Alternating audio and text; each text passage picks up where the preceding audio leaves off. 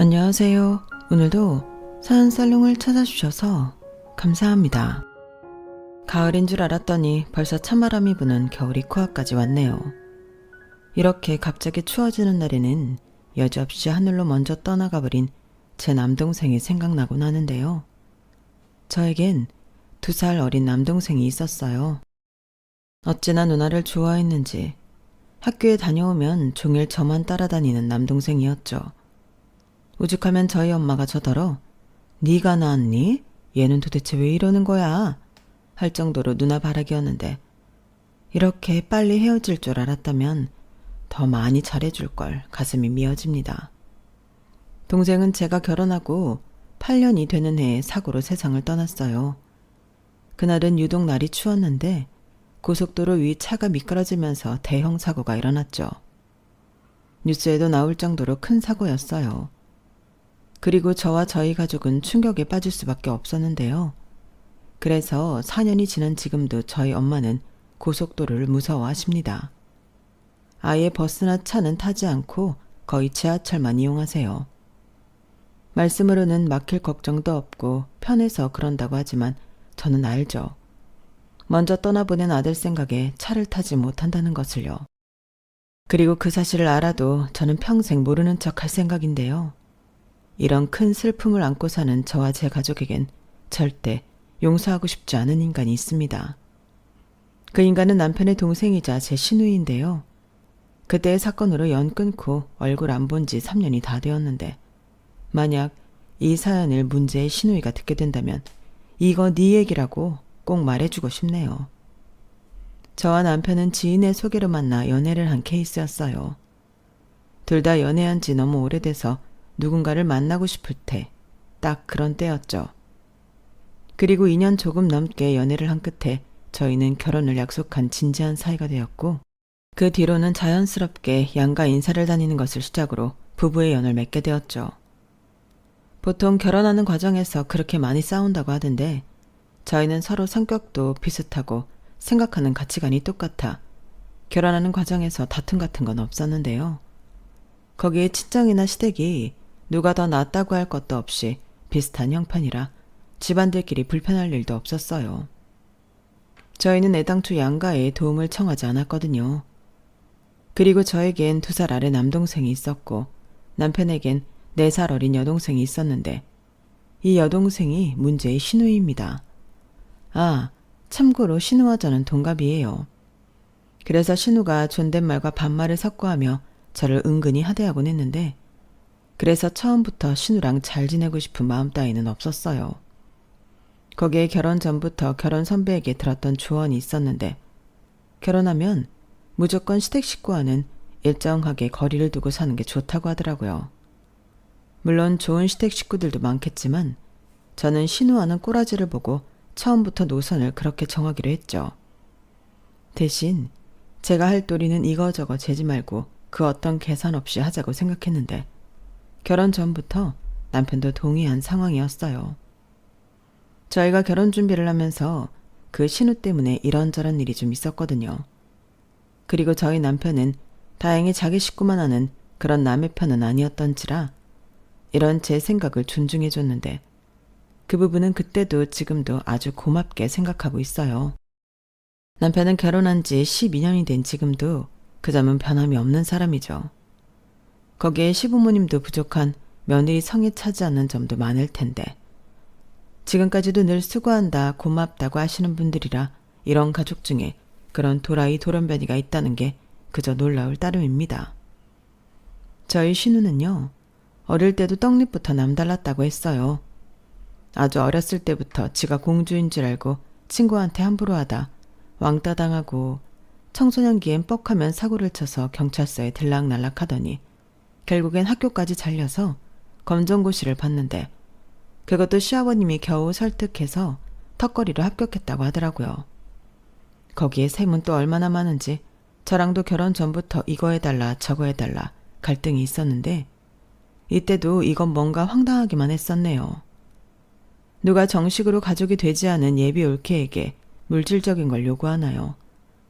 그리고 저는 솔직히 결혼 준비하면서 제가 신우한테 뭘 해줘야 한다는 생각 자체도 없었는데요. 신혼여행 다녀오면 선물이나 하나 사다 줄지언정 그런 건 전혀 생각도 못했어요.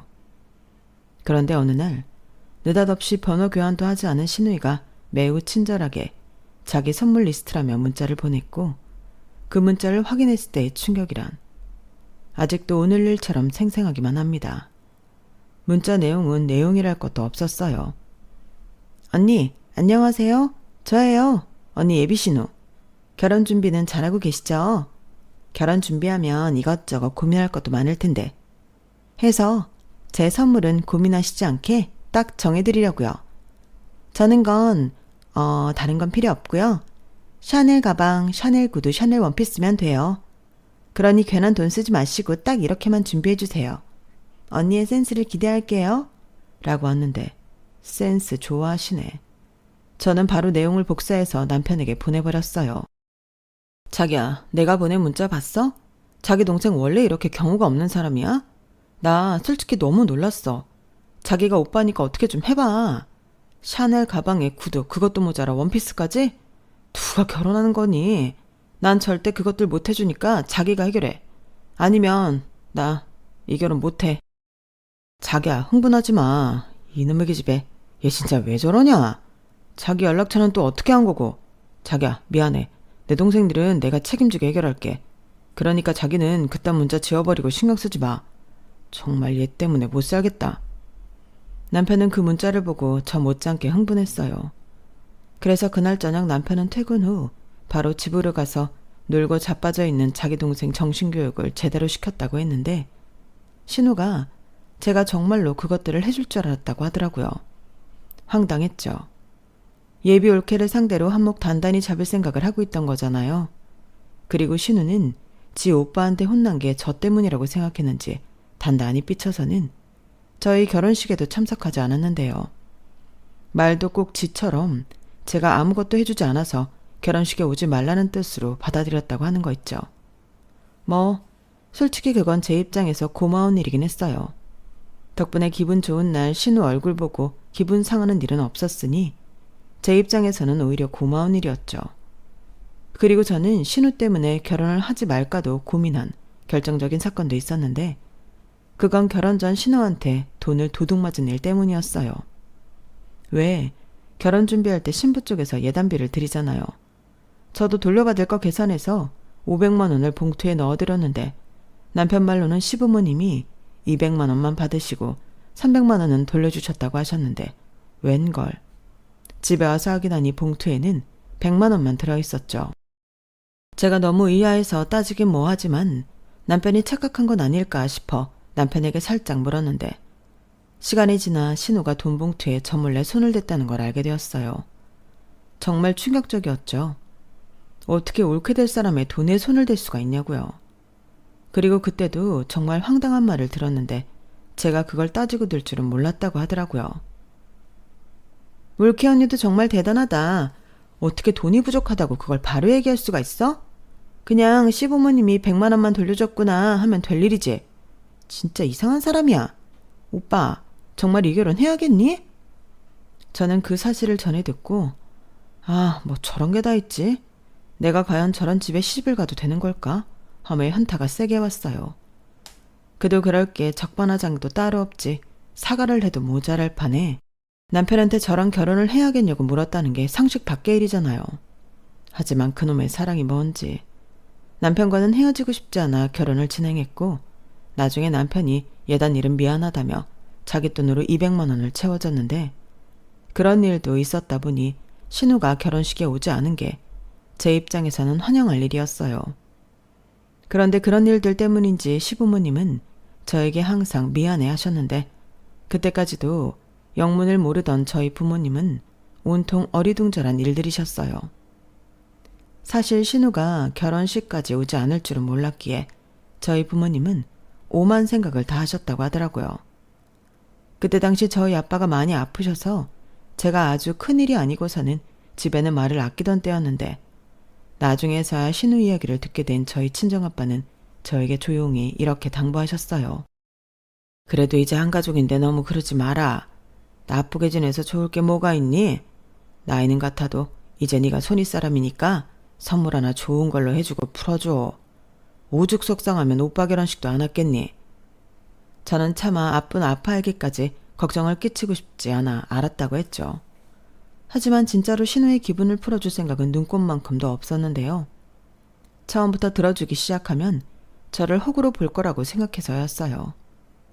서열 싸움이라고 하면 웃기지만 초장에 잡아야 한다고 생각하기도 했었죠. 하지만 제가 처음부터 호락호락하게 보이지 않았음에도 신우는 생각이 없는 건지 아니면 원래 태생이 글러먹은 건지 저를 아주 만만하게 봤고 오히려 결혼 전부터 자기한테 물을 먹였다며 일부러 저를 괴롭히는 것 같았는데 다행히 시부모님이 제 편이라서 신우의 그런 계획들도 소용이 없었어요.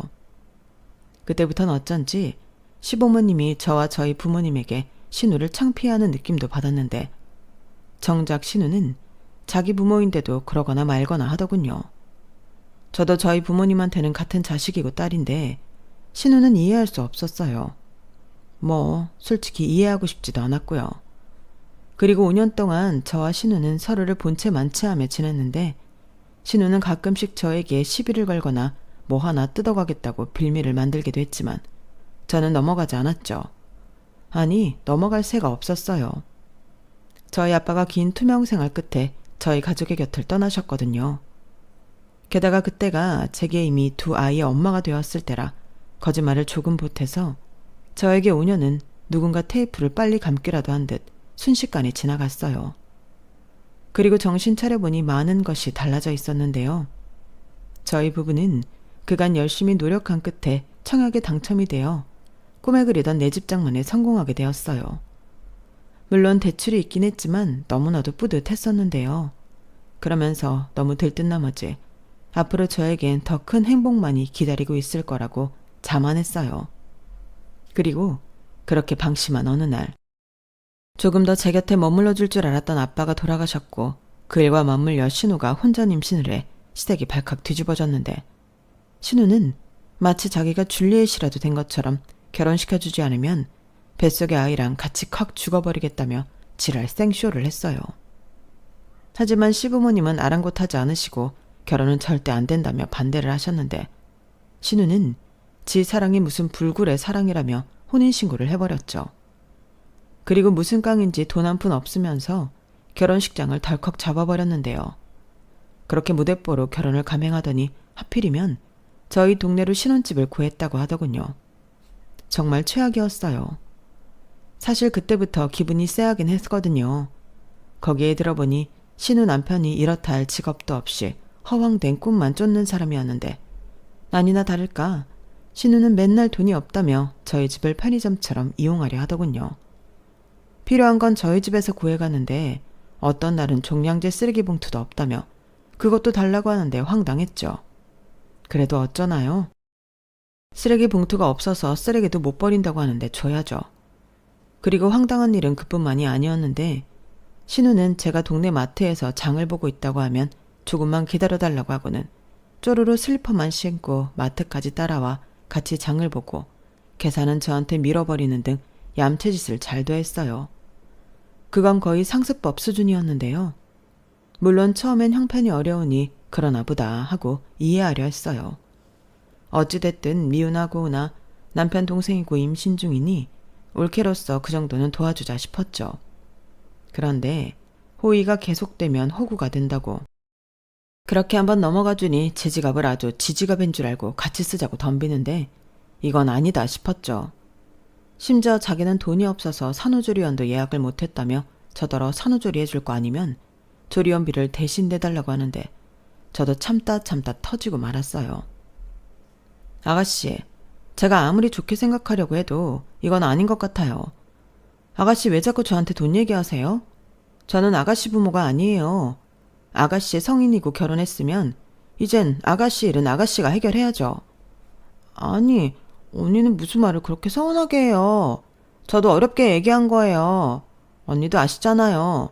저 결혼하면서 저희 부모님이 저한테 완전히 등 돌리다시피 한 거.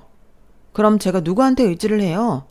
저는 언니가 제 마음 다 아는 줄 알았어요. 아가씨, 저는 아가씨 마음 솔직히 잘 모르겠어요. 저라면 미안해서 그러지 못할 것 같거든요. 어머님이랑 아버님이 왜 아가씨한테 등 돌렸는데요?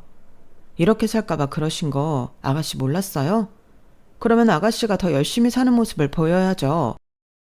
남편 될 사람한테도 이젠 정말 취직해서 제대로 일하라고 하고 애기도 곧 태어날 텐데 앞으로는 어쩌려고 그래요? 저도 막막해요. 저라고 뭐 속이 편한 줄 알아요? 애는 곧 있으면 나오는데 저는 산후조리 해줄 사람도 없잖아요. 언니야, 우리 오빠가 돈 잘 벌어오니까 애 키우면서 걱정 없겠죠. 그러니까 여유 있는 언니가 저 좀 도와주면 안 돼요? 제가 남도 아니잖아요. 아니요, 저한테는 남이랑 다를 바 없죠. 아가씨는 애들 아빠 동생이지 제 동생이 아니잖아요. 그러니까 앞으로는 돈 얘기하고 싶으면 저한테 말고 오빠한테 해요. 저 정말 중간에서 곤란하고 너무 힘들어요. 그리고 제 말 서운하다 생각하지 말고 지금이라도 어떻게 살지 고민 좀 해보세요. 신우는 제 말에 기분이 나빴는지 삐쳐서는 한동안 모습을 보이지 않았어요. 저도 일부러 연락하지 않았죠. 제가 심보가 나쁜 건지 신우 꼴 아직 안 보니 좀 편하더라고요. 하지만 그래도 핏줄이라고 남편은 자기 동생이 신경이 쓰였는지 제 눈치를 보고 이렇게 말하더군요. 저기 여보, 내가 이런 말하면 당신이 어떻게 생각할지 모르겠는데 은영이한테 다만 얼마라도 해주는 게 어때? 나도 내 동생 이쁘진 않지만 그래도 곧 있으면 애도 태어날 텐데 걔들이 뭘 준비했겠어. 내가 차마 당신한테 은영이 산후조리 해달라는 말은 못하겠고 태어나려는 죄가 없으니까 마지막으로 생각하고 한 번만 은영이 도와주면 안 될까? 내가 자기 마음 모르는 거 아닌데 나는 솔직히 좀 불안해. 나라고 뭐 처음부터 자기 동생이 싫었겠어? 나도 처음엔 별 생각 없이 필요한 거 있다고 하면 사주고 했는데 결국엔 그게 독이 됐잖아. 근데 이번에도 도와주면 아가씨가 마지막이라고 생각할까? 당신은 이 이상 감당할 수 있어?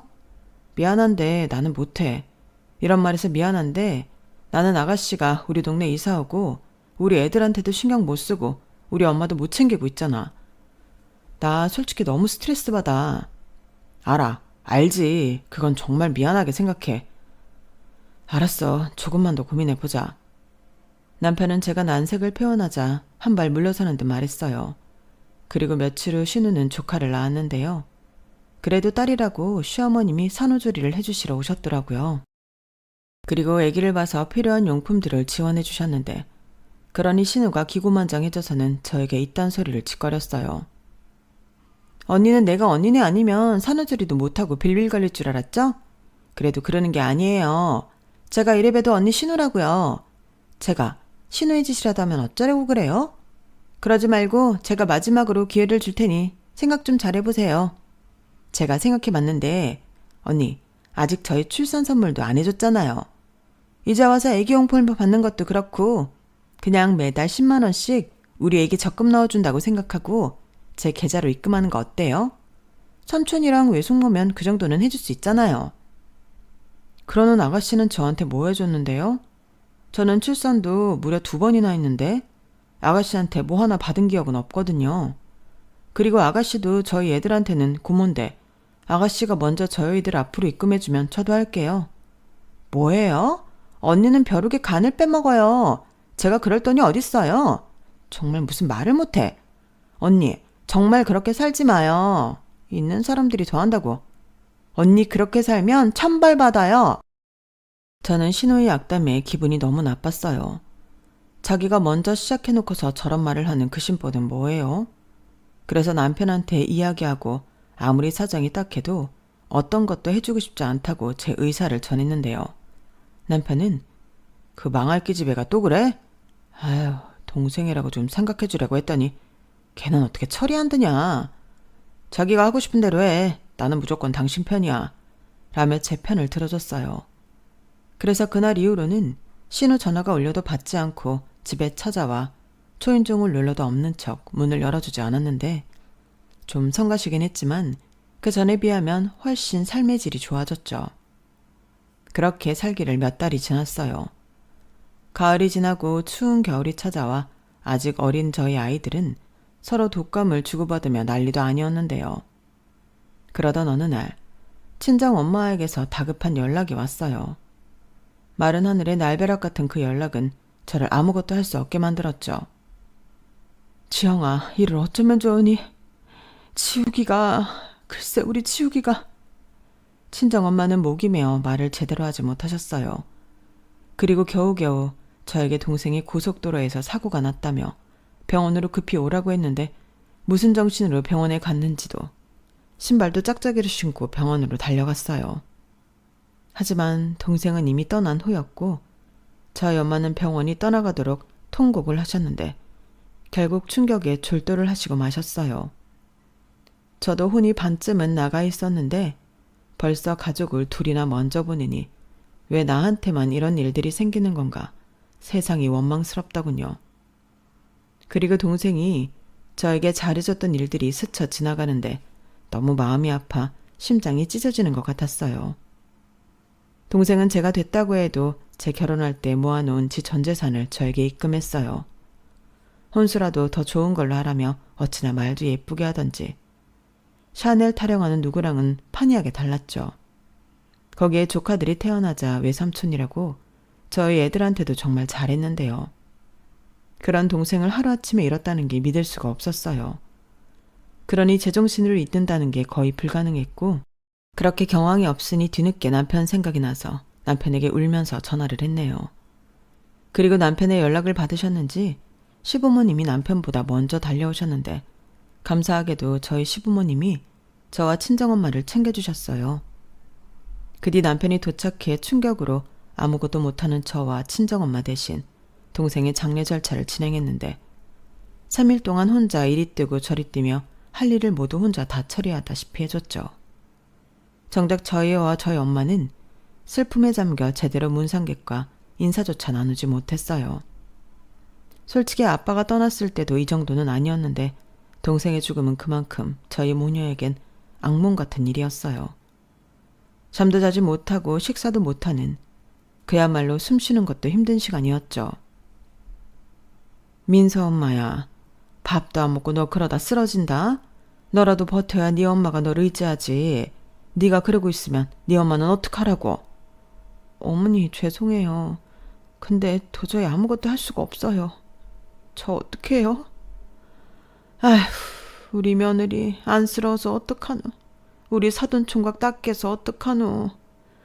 그래도 민서 엄마야, 너라도 씩씩하게 버텨야 한다. 지금은 네 엄마만 생각해. 너 그러다 네 엄마 잘못되면 그땐 어쩌니. 나도 너한테 이런 말 하기 정말 싫은데 버텨라. 네가 버텨야 네 엄마가 산다. 저는 시어머니를 붙잡고 한참 동안 목 놓아 울었어요. 그렇게 눈물로 동생을 보내고 시부모님이 저희 애들을 맡아주신 덕에 친정엄마와 한동안 함께 있을 수 있었죠. 지금도 그때를 떠올리면 시부모님에게 너무나 감사해요. 그리고 저희 엄마와 저는 슬프고 아프지만 현실을 받아들여야만 했는데요. 잔인하게도 동생의 일로 수습해야 할 일이 많았어요. 최초 사고 원인에 대한 시시비비와 보상 문제도 있었고 동생의 사업과 재산 정리 등 할 일이 정말 많더라고요. 동생이 결혼했다면 당연 제 올케가 했을 일이겠지만 동생은 미혼이었고 그래서 가족인 저와 엄마가 이 모든 걸 해결해야 했는데 솔직히 저나 엄마나 아는 게 없다 보니 하나부터 열까지 난관 속의 연속이었어요. 상황이 이렇다 보니 이 모든 정리는 제 몫이 되었고 남편이 도와주긴 했지만 아무래도 동생의 마지막을 정리하는 거다 보니 제가 신경을 많이 썼어요. 우선 회사는 인수하겠다는 회사가 있어서 동생 회사 직원들 모두 고용 승계 보장해주는 조건으로 넘겼고 동생의 현금 자산은 동생 살던 아파트 대출을 갚고 나머지는 모두 친정엄마 앞으로 해드렸는데요.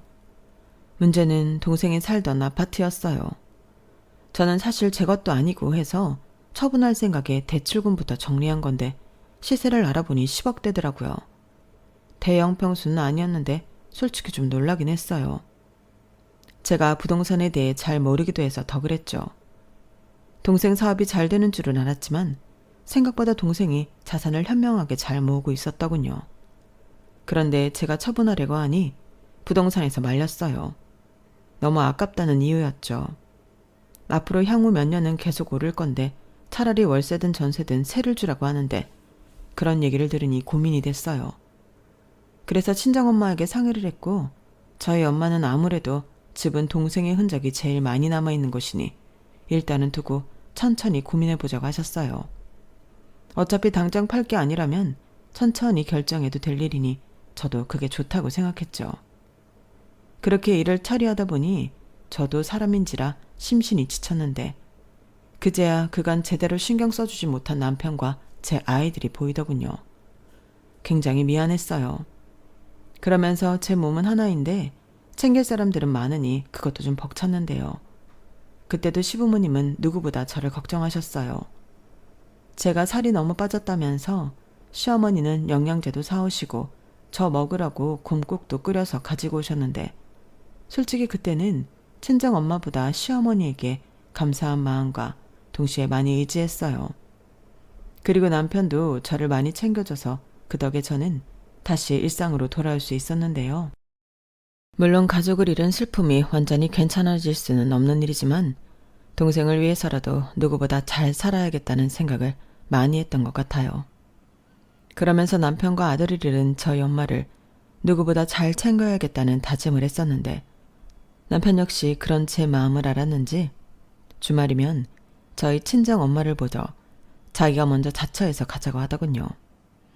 급기야 합가 제안까지 했는데 그건 저희 엄마가 거절하셨어요. 정서방, 정말 고마워. 내가 이번 일로 진짜 우리 서희가 제일이라는 생각을 했네.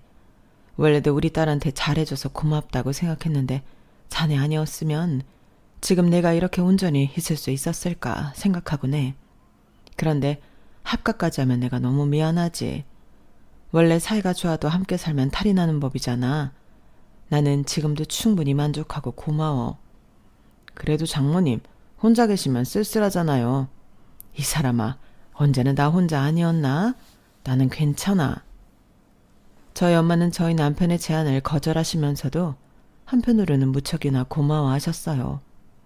그리고 농담처럼 지우기가 나가 산다고 했을 때 말리지 않아서 다행이었다며 씁쓸해 하시기도 하셨는데요.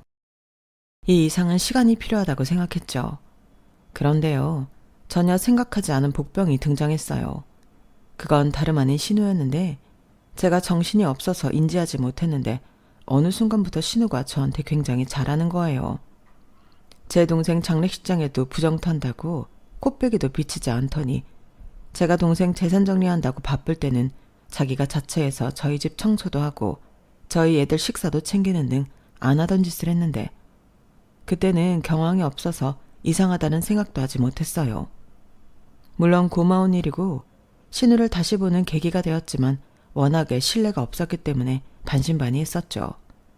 하지만 내심 자기도 결혼하고 가족이 생겨서 철이 든 거면 좋겠다고 생각했는데 역시나 사람은 변하지 않더라고요. 언니, 엄마한테 얘기 들었어요. 언니 이제 정신없는 거 얼추 끝났다면서요? 그동안 많이 힘드셨죠? 고생했어요. 고생은요. 제가 그동안 정신이 없어서 아가씨한테 고마웠다는 인사도 못했네요. 우리 집 청소도 해주고 신경 많이 썼다면서요? 고마워요. 뭘요, 가족끼리. 힘든 일 있으면 서로 돕고 해야죠. 저희가 남인가요? 올케 언니는 저를 남이라고 생각하시겠지만 저는 언니를 제 친언니라고 생각해서 그건 당연하다고 생각해요. 네. 근데 언니 동생분이 나이는 어려도 재산이 꽤 된다면서요? 그거 다 정리하신 거예요? 네. 이젠 동생 살던 아파트만 빼면 다 정리했어요. 그렇구나. 혹시 동생분이 살던 아파트 어딘지 제가 알 수 있을까요? 왜요? 저도 이제 슬슬 이사를 생각해야 해서 이 동네 저 동네 알아보는데 제가 요즘 집에 관심이 많다 보니까 동생분이 꽤나 비싼 아파트에서 살고 계셨겠죠? 지금 제가 사는 곳보다는 훨씬 비싸더라고요. 평수도 저희 평수보다 작은데 근데 그 동네는 좀 비싸서 아가씨가 알아봐도 소용없을 것 같아요. 그래도 여기저기 알아보면 좋죠. 저 그 아파트 주소 좀 주세요. 저는 신우이가 제 동생 아파트 주소를 달라는 말이 꽤 거슬리더군요. 솔직히 그러면 그렇지 무슨 꿍꿍일까 싶은 생각이 들었는데 그렇다고 그걸로 또 싸우기도 싫고 어차피 제 것도 아니니 상관없겠다 싶어서 그냥 문자로 동생의 아파트 주소를 알려줬죠. 그리고 며칠 뒤 생전 뭐 하나 사들고 오는 법이 없던 신우가 케이크를 사들고 저희 집에 왔어요. 그 어린 조카까지 데리고 왔는데 예사롭지 않더라고요. 그런데 신우는 능청을 떨면서 제 비위를 맞추려고 했고 저는 신우가 그러면 그럴수록 의심스러웠어요. 언니, 못 보는 사이에 얼굴이 말이 아니네요. 예전 사돈어른 돌아가실 때랑은 비교도 안 돼요. 뭐 그렇죠. 에휴, 동생분이 결혼이더라도 했으면 언니가 이렇게 고생하지도 않았을 텐데. 그래도 동생이 하늘에서 누나한테 많이 고마워하고 있을 거예요. 동생이 그렇게 올케 언니를 좋아했다면서요? 근데 언니, 동생이 살던 아파트는 어떻게 할 거예요? 저는 순간 반짝이는 신우의 음흉한 눈을 봤어요. 그러면 그렇죠. 저는 신우의 뻔한 속을 보고 너무 어이가 없었어요. 그래서 냉정하리만큼 단호하게 말했죠. 글쎄요, 제 것도 아니고 일단은 저희 엄마 결정에 따르려고요. 제가 요즘 부동산 공부를 많이 하고 있는데 그 아파트는 지금 당장 팔면 손해예요. 그 동네가 호재도 있고 인프라가 좋아서 앞으로도 많이 오르겠더라고요. 근데 원래 사람 많은 집은 사람들이 꺼릴 텐데 그 집 주인이 죽었다는 걸 알면 사람들이 매매하려고 할까요? 재수없는 집이라고 안 팔릴까 걱정이네요. 네? 재수없는 집이라고요? 그렇잖아요. 살던 사람이, 그것도 건장한 남자가 하루아침에 사고사를 당했는데 당연히 찝찝하죠. 저는 신우의 말을 듣고 어이가 없어서 아무 말도 나오지 않았어요. 그러자 신우는 그게 찬스라고 생각했는지 그 주둥이를 계속 나불거렸고 그러면서 황당하게도 자기가 선심이라도 쓴다는 듯 저에게 이런 말을 하더군요. 언니, 냉정하게 생각하면 그 집은 안 팔려요. 세를 놓는다고 해도 누가 들어오겠냐고요. 원래 집은 기운이라는 게 있잖아요. 그래서 왜 잘 되는 집 있고 망하는 집 있다고. 그래서 드리는 말인데 제가 그 집에서 지내면 어떨까요? 아무래도 집이란 게 비어져 있는 것보다 사람이 살아야 정화도 되는 거고. 제가 잘 관리하면서 언니가 제값 주고 잘 팔 수 있도록 도울게요. 그러니까 그 말을 하고 싶어서 지금까지 밑밥을 깐 거예요? 재수가 없네, 집에 기운이 있네 하면서? 아니, 어떻게 내 앞에서 그런 소리를 할 수가 있어요? 아가씨는 정말 나를 뭘로 하는 거예요? 아니, 왜 화를 내요? 저는 서로 상부상조하자는 거죠. 솔직히 언니한테도 마냥 나쁜 지아는 아니잖아요. 언니야말로 저를 얼마나 하찮게 생각하면 저한테 이렇게 버럭 화를 내요? 나는 언니 힘들까봐 그동안 얼마나 배려했는데. 배려요? 아가씨가 저를 배려해요? 지나가는 개가 웃겠네요.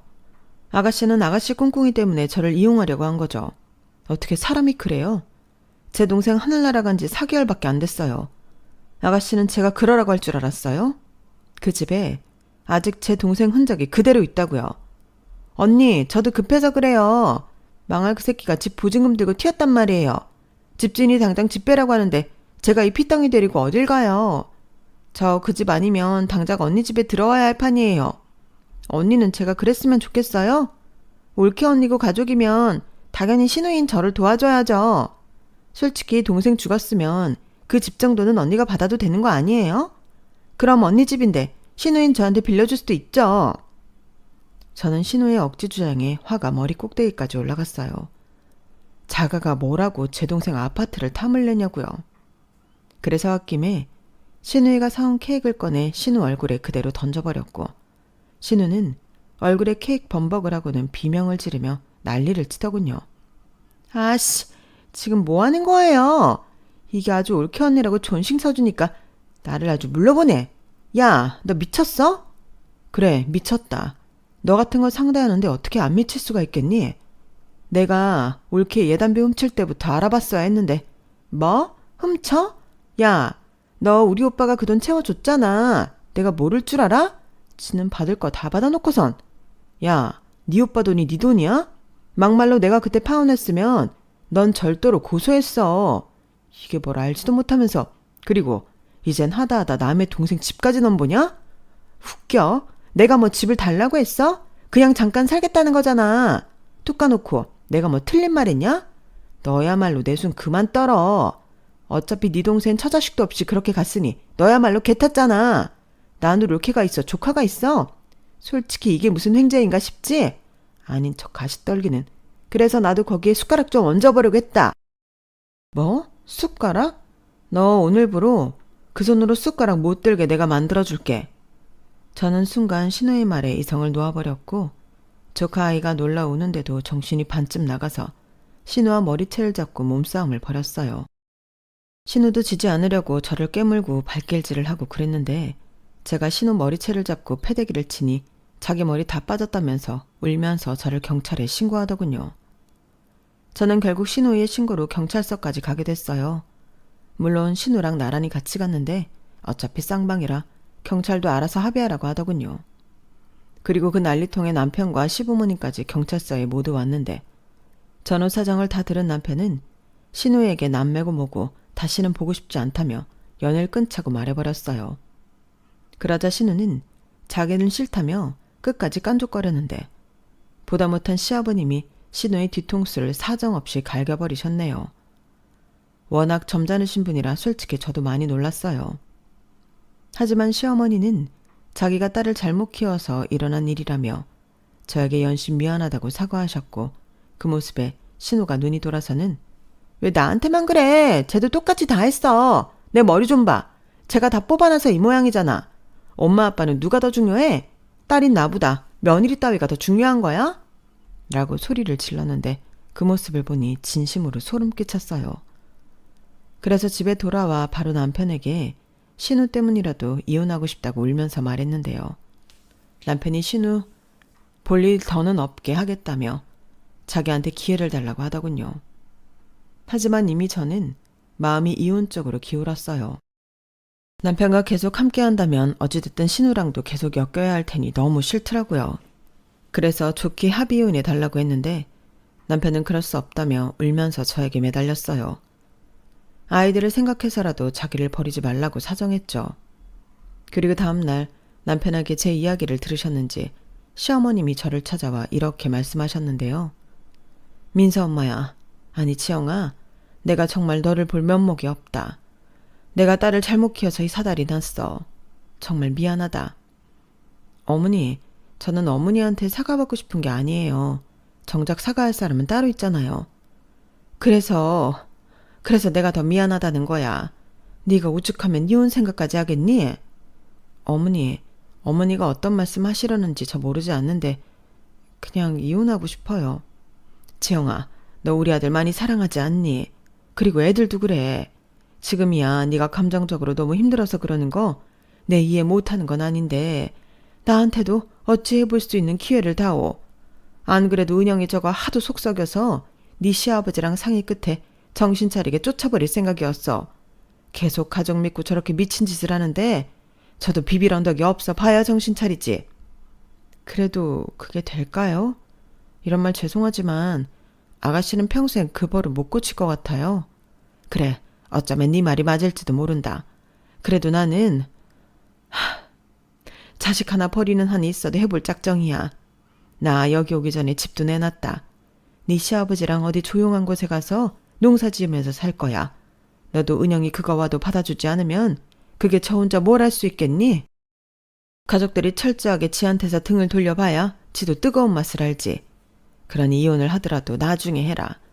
이렇게 했는데도 내 마음처럼 안 되면 그때는 내가 너 안 말릴게. 저는 간곡한 시어머니의 애원에 마음이 움직였어요. 그런 큰 결정까지 하셨는데 저도 한번 두고 보자 하는 생각이 들었죠.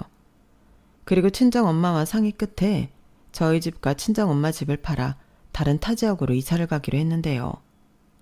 이래저래 온 가족이 신우와 연을 끊기 위해 이사를 하는 셈이 되었어요.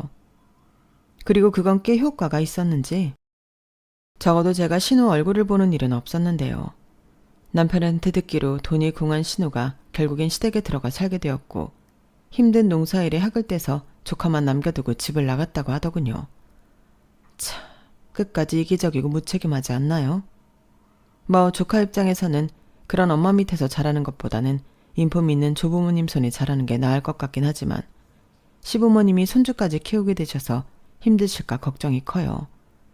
그래서 고민 끝에 제가 데려와 키우겠다고 했는데 괜히 그렇게 또 엮이면 골치 아프다고 시부모님이 거절하신 상태입니다.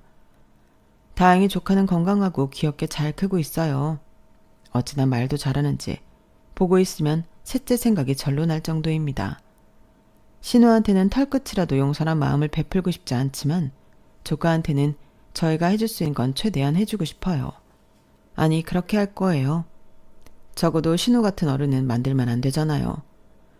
이렇게 말하면 무슨 사명감처럼 보일지도 모르겠는데 조카 애한테 저도 나름 경이 있어서 엄마의 빈자리를 저도 채워주고 싶은 마음입니다.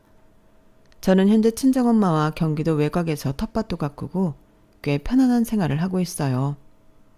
동생의 아파트는 고민 끝에 작년에 처분했고 그 돈은 저희 엄마가 고집에 제가 받게 되었는데요. 엄마는 그동안 고생한 값이고 제 동생이 그걸 바랄 거라고 하셔서 차마 거절하지 못했어요. 그리고 저희 아이들 클 때까지 그 돈은 건드릴 생각이 전혀 없어요. 그렇게라도 동생의 흔적을 갖고 싶은 누나의 마음일까요? 너무 이른 나이에 헤어지게 된 동생을 생각하며 저는 오늘도 동생 몫까지 열심히 살아가는 중이에요. 삶과 죽음은 종이 한 장 차이라는데 친정아빠도 제 동생도 저와 저희 엄마가 씩씩하게 살고 있는 모습을 하늘에서 지켜보고 있을 거라고 생각합니다. 그리고 할 수 있다면 다음 생에도 한가족으로 태어나고 싶은데요. 그때는 우리 네 식구 아주 오래오래 함께 했으면 좋겠어요. 그리고 끝으로 저 하나를 위해 어려운 결심해준 남편과 시부모님께 무한한 감사의 마음을 전하고 싶은데요. 제가 앞으로 아내로서 며느리로서 최선을 다하겠다고 이 자리를 빌어 약속하고 싶습니다. 이 모든 일이 한 사람 때문에 일어났다는 게 좀 유감이긴 하지만 신우가 이젠 제발 정신 차리고 남한테 피해 끼치지 않는 삶을 살았으면 좋겠어요. 물론 그렇다고 해서 다시 볼 생각은 전혀 없지만요. 제가 너무 뒤끝 있나요? 그래도 어쩔 수 없죠. 이게 모두 인과응보니까요. 그러게 적당히 했어야죠. 아무리 가족이라도 넘지 말아야 할 선은 지키는 게 배려라고 생각합니다. 가족이니까 괜찮다는 생각은 정말 위험한 거잖아요. 그러니 여러분들도 건강한 관계 유지하시면서 사랑하는 가족들과 행복한 시간만 공유하시길 바랄게요. 제 이야기는 여기까지고요. 지금까지 함께 해주셔서 대단히 감사드립니다. 항상 건강하시고요. 오늘 하루도 행복한 하루 보내세요. 여러분, 사연 댓글에 응원과 현명한 조언 부탁드려요. 좋아요와 구독은 저에게 큰 힘이 됩니다. 오늘도 좋은 일 가득하세요.